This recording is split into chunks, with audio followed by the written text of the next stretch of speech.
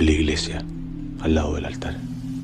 Halo teman-teman, kali ini kita membahas alur dari film yang berjudul Redeemer. Nah, film ini sendiri bukan hanya menampilkan bela diri yang epik, namun juga memiliki alur cerita yang bagus. Bahkan mempunyai ending yang saya sendiri tidak menduganya. Berkisah tentang seorang mantan pembunuh yang menyesali perbuatannya di masa lalu. Dan untuk itu, ia ingin menebus dosanya tersebut dengan membantai orang yang ia anggap sebagai penjahat. Karenanya, ia dikenal sebagai sang penebus. Jadi apa masa lalunya? Dan mampukah ia menjadi sang penebus? Daripada lebih lama, yuk kita mulai ceritanya, man.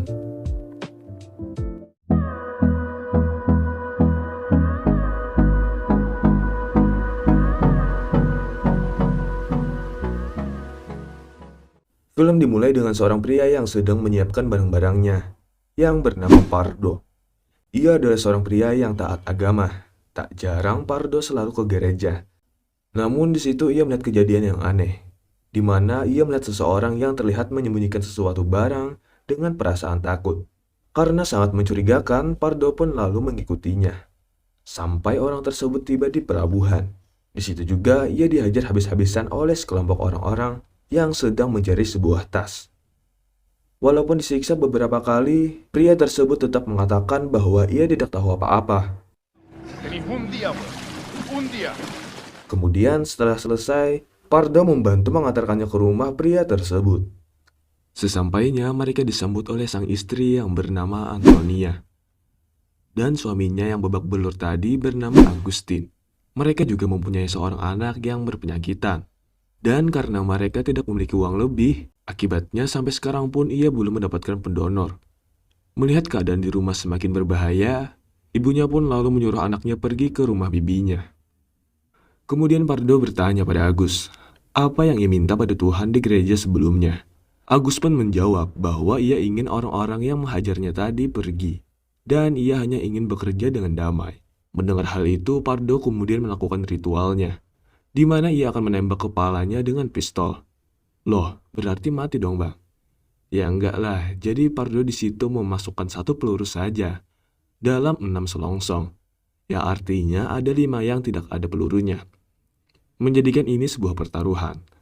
Pardo beranggapan jika ia tertembak, ia akan mati. Namun jika tidak, berarti Tuhan mengizinkannya untuk membalas perbuatan mereka. Itulah mengapa ia dijuluki sang penebus. Kemudian Pardo datang seorang diri dan menantang orang-orang pelabuhan sebelumnya. Melihat Pardo sendirian saja, mereka semua secara bersamaan menghajarnya.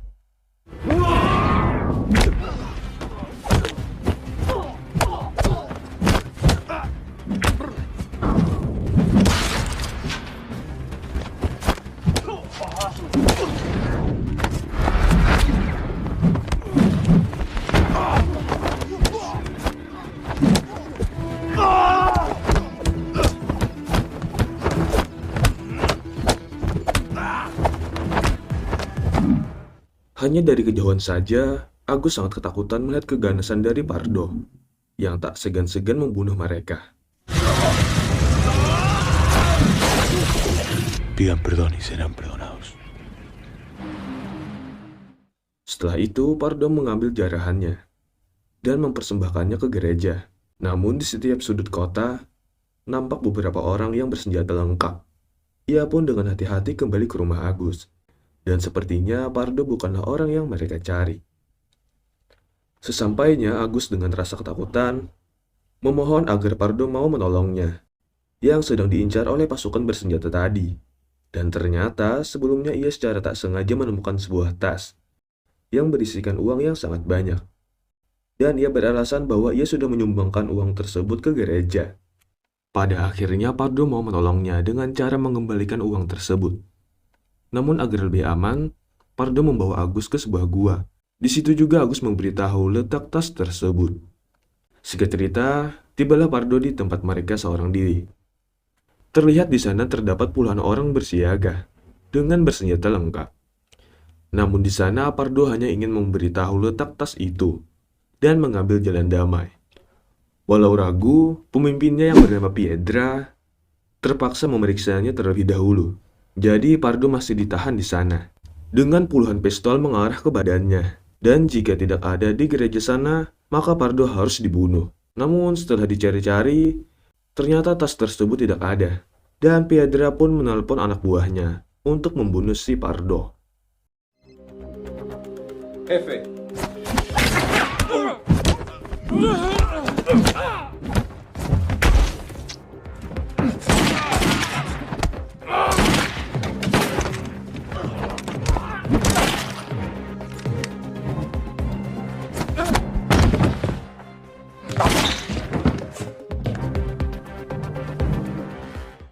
Hingga bukannya Pardo yang terbunuh, namun anak buah Piedra sendiri yang telah dibantai.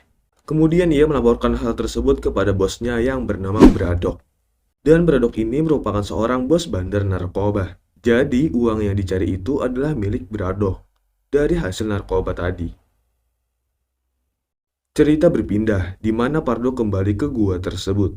Namun ia sangat terkejut melihat mereka berdua memiliki tas tersebut. Ngeselin banget anjir. Di situ Antonia mencoba menghentikannya. Namun Pardo dengan paksa mengambil tas tersebut. Dan sekali lagi Antonia memohon agar uang itu tidak dikembalikan. Karena katanya itu adalah satu-satunya cara agar sang anak bisa selamat dari penyakitnya. Akan tetapi Pardo tetap membawanya dan mengembalikannya ke Braddock. Bicara soal anak, kini Pardo mengingat kembali masa lalunya yang membuatnya bimbang mengambil keputusan.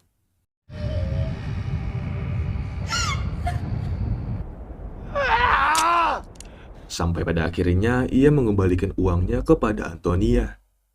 Dan lagi-lagi Pardo melakukan ritualnya. Ve lo que le digo. Si este va aquí, puede llegar a pasarle un cristiano como un paqueque. ¡Para! Yo te pregunté a ti, a nadie más que a ti.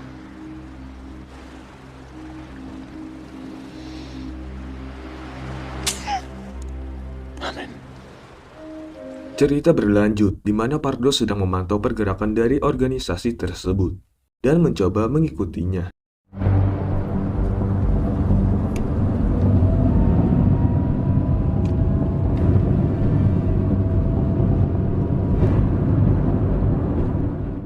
Hingga tibalah di tempat di mana narkoba itu disimpan. Namun tiba-tiba mobil tersebut kembali melaju. Pardo tetap mengikutinya. Namun ternyata itu adalah jebakan.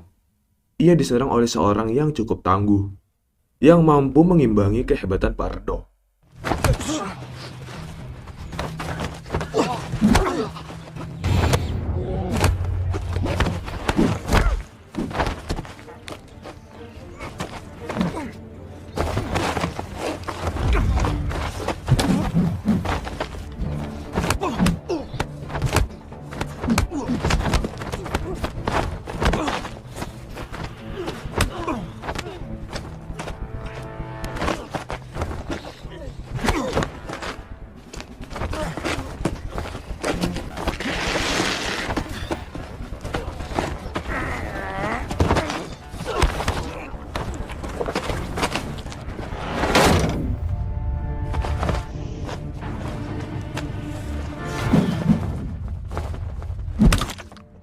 Akan tetapi, tetap saja Pardo yang memenangkan duel tersebut. Karena terlanjur malam, ia kembali ke gua untuk mengistirahatkan diri. Dan saat itu, Antonia sangat perhatian kepada Pardo. Hal itu mengingatkannya pada kenangan kelam dengan istrinya, yang mana dulu pernah disiksa oleh seorang pria yang bernama Alakran, atau yang terkenal sebagai Scorpio. Nah, si Alakran ini dulunya mencongkel perut istri Pardo, yang sedang hamil 9 bulan di hadapannya sendiri. Pardo yang digantung tidak bisa melakukan apa-apa. Hingga ia diberi dua pilihan, melihatnya tersiksa sampai mati, atau mengakhiri hidup sang istri di tangannya sendiri. Keputusannya kita lanjut nanti. Besoknya Pardo bersiap untuk pergi ke markas mereka. Agustin sendiri mencoba berenang ke pelabuhan, guna mengambil kapalnya kembali, untuk melarikan diri dari sana. Namun naas ia ketahuan, yang membuatnya kembali menyelam.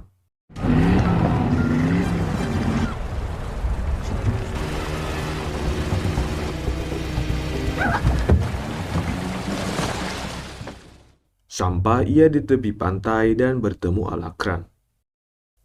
Cerita berlanjut di mana Pardo dengan santuy berjalan menuju markas narkoba tersebut.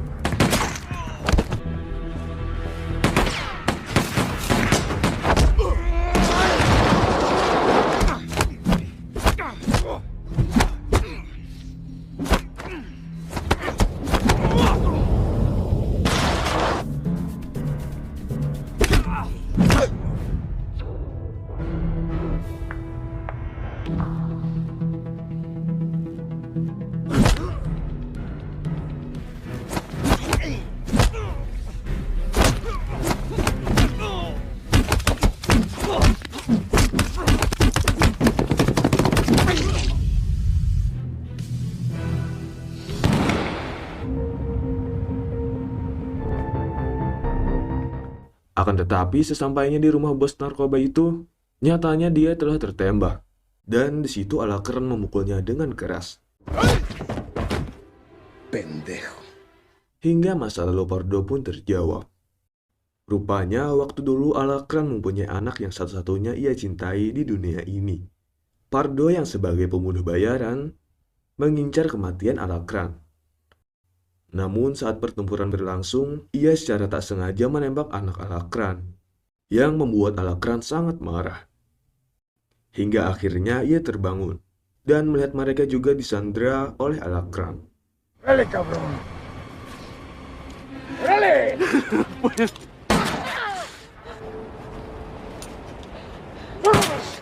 ¡Órale! ¡No, lo mato!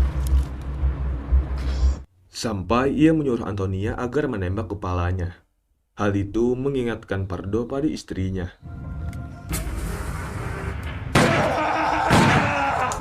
No me voy a matar sin antes verme sufrir.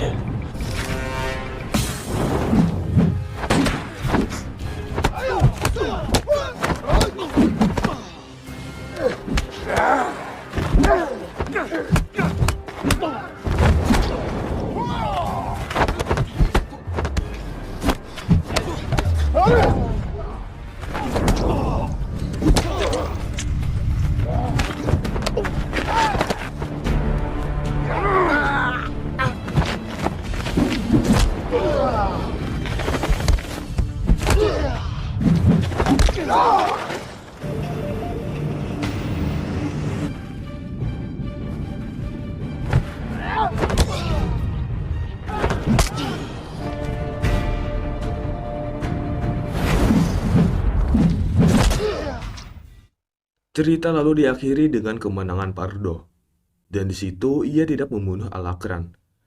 Malah ia menyuruhnya bertobat dan membasmi para penjahat, seperti yang dilakukan Pardo selama ini, agar kelak ia juga akan bertemu dengan anaknya di surga nanti.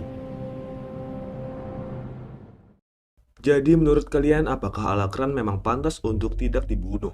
Atau seharusnya Alacrán dibunuh untuk membalas dendamkan istri Pardo? Tulis pendapat kalian di kolom komentar ya teman-teman.